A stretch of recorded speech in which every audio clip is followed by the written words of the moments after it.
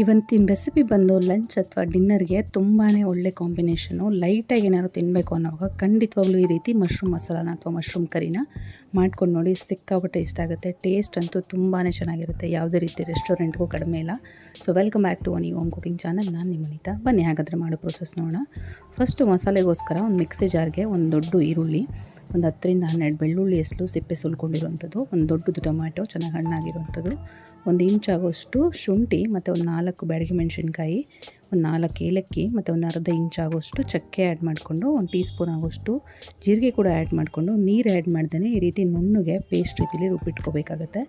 ಬಾಣಲೆಗೆ 1 table spoon ಆಗೋಷ್ಟು ಎಣ್ಣೆ add ಮಾಡ್ಕೊಂಡಿದ್ದೀನಿ. ಅದಕ್ಕೆ ಒಂದು ಸ್ವಲ್ಪ ಜೀರಿಗೆ ಆ್ಯಡ್ ಮಾಡಿಕೊಂಡು ಸಿಡಿದ ನಂತರ ಒಂದು ಈರುಳ್ಳಿನ ಆ್ಯಡ್ ಮಾಡಿಕೊಂಡು ಚೆನ್ನಾಗಿ ಫ್ರೈ ಮಾಡ್ಕೋಬೇಕಾಗುತ್ತೆ. ಇದೆಲ್ಲ ಸ್ವಲ್ಪ ಬ್ರೌನ್ ಆಗೋವರೆಗೂ ಫ್ರೈ ಮಾಡ್ಕೋಬೇಕಾಗುತ್ತೆ. ಈ ರೀತಿ ಕಲರ್ ಚೇಂಜ್ ಆಗಿ ಸ್ಲೈಟ್ಲಿ ಬ್ರೌನ್ ಕಲರ್ ಬರ್ತಿದೆ ಅನ್ನೋವಾಗ ಆಲ್ರೆಡಿ ರುಬ್ಬಿಟ್ಕೊಂಡಿದ್ದಂಥ ಮಸಾಲ ಪೇಸ್ಟ್ನ ಆ್ಯಡ್ ಮಾಡಿಕೊಂಡು ಚೆನ್ನಾಗೆಲ್ಲ ಕಂಬೈನ್ ಮಾಡಿಕೊಂಡು, ಇದರಲ್ಲಿರುವಂಥ ಹಸಿ ವಾಸನೆ ಎಲ್ಲ ಹೋಗಿ ಈ ಮಸಾಲ ಸ್ವಲ್ಪ ಗಟ್ಟಿಯಾಗಿ ಎಣ್ಣೆ ಬಿಟ್ಕೊಳ್ಳೋವರೆಗೂ ಚೆನ್ನಾಗಿ ಫ್ರೈ ಮಾಡ್ಕೋಬೇಕಾಗುತ್ತೆ. ನೋಡ್ತಾ ಇರ್ಬೋದು, ಎಡ್ಜಸಲ್ಲೆಲ್ಲ ಎಣ್ಣೆ ಬಿಟ್ಕೊಂಡು ಗಟ್ಟಿಯಾಗಿದೆ. ಈ ಸ್ಟೇಜಲ್ಲಿ 1 ಟೀ ಸ್ಪೂನ್ ಆಗೋಷ್ಟು ಖಾರದ ಪುಡಿ, ಒಂದು 1/2 ಟೀ ಸ್ಪೂನ್ ಆಗೋಷ್ಟು ಅರಿಶಿನ ಪುಡಿ ಮತ್ತು ರುಚಿಗೆ ಬೇಕಾದಷ್ಟು ಉಪ್ಪು ಮತ್ತು 1 ಟೀ ಸ್ಪೂನ್ ಆಗೋಷ್ಟು ಗರಂ ಮಸಾಲ ಆ್ಯಡ್ ಮಾಡ್ಕೊತಾ ಇದ್ದೀನಿ. ನೀವು ಕ್ವಾಂಟಿಟಿ ನೋಡಿಕೊಂಡು ಕಡಿಮೆ ಅಥವಾ ಜಾಸ್ತಿ ಮಾಡ್ಕೊಳ್ಳಿ. ಮಸಾಲ ಐಟಮ್ಸ್ ಎಲ್ಲ ಚೆನ್ನಾಗೆಲ್ಲ ಕಂಬೈನ್ ಮಾಡಿಕೊಂಡು ಮತ್ತೆ ಇದು ಎಣ್ಣೆ ಬಿಟ್ಕೊಳ್ಳೋವರೆಗೂ ಚೆನ್ನಾಗಿ ಫ್ರೈ ಮಾಡ್ಕೋಬೇಕಾಗುತ್ತೆ. ಮಧ್ಯೆ ಮಧ್ಯದಲ್ಲಿ ತಿರುಗಿಸ್ತಾ ಇರಿ, ಇಲ್ಲಾಂತಂದರೆ ತಳ ಇಟ್ಕೊಳ್ಳೋ ಚಾನ್ಸಸ್ ಇರುತ್ತೆ. ನೋಡ್ತಾ ಇರ್ಬೋದು, ಎಡ್ಜಸಲ್ಲೆಲ್ಲ ಎಣ್ಣೆ ಬಿಟ್ಕೊಳ್ಳೋಕೆ ಸ್ಟಾರ್ಟ್ ಆಗಿದೆ.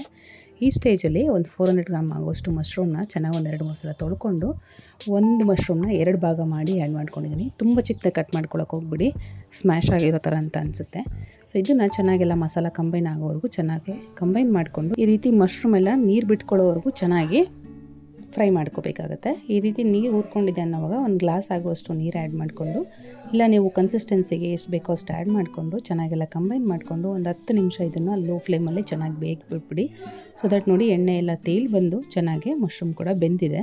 ಈಗಾಗಲೇ ತುಂಬಾ ಲಂಚ್ ಬಾಕ್ಸ್ ರೆಸಿಪಿನ ಶೇರ್ ಮಾಡಿದ್ದೀನಿ ಚಾನಲಲ್ಲಿ. ನೋಡಿಲ್ಲ ಅಂತಂದರೆ ಒಂದಷ್ಟು ವೀಡಿಯೋ ಡಿಸ್ಕ್ರಿಪ್ಷನ್ ಬಾಕ್ಸಲ್ಲಿ ಕೊಟ್ಟಿರ್ತೀನಿ, ಚೆಕ್ ಮಾಡ್ಕೋಬೋದು. ಕೊನೆಯದಾಗಿ ಒಂದು ಸ್ವಲ್ಪ ಕೊತ್ತಂಬರಿ ಸೊಪ್ಪನ್ನ ಆ್ಯಡ್ ಮಾಡಿಕೊಂಡು ಚೆನ್ನಾಗಿ ಒಂದು ಸಲ ಎಲ್ಲ ಮಿಕ್ಸ್ ಮಾಡಿಕೊಂಡು ಫ್ಲೇಮ್ನ ಆಫ್ ಮಾಡಿಕೊಂಡ್ರೆ ನೋಡಿ, ತುಂಬಾ ಟೇಸ್ಟಿಯಾಗಿರುವಂಥ ಮಶ್ರೂಮ್ ಕರಿ ಅಥವಾ ಮಶ್ರೂಮ್ ಮಸಾಲ ರೆಡಿ ಆಯಿತು. ಸಿಕ್ಕಾಪಟ್ಟೆ ಸಿಂಪಲ್ ಅಲ್ವಾ? ಸೊ ಖಂಡಿತವಾಗ್ಲೂ ಲಂಚ್ ಬಾಕ್ಸ್ ರೆಸಿಪಿಗೆ ಅಥವಾ ಡಿನ್ನರ್ಗೆ ಟ್ರೈ ಮಾಡಿ ನೋಡಿ, ತಿಳಿಸಿ ಕಮೆಂಟ್ ಮೂಲಕ ನಿಮಗೆ ಹೇಗೆ ಬಂತು ಅಂತ.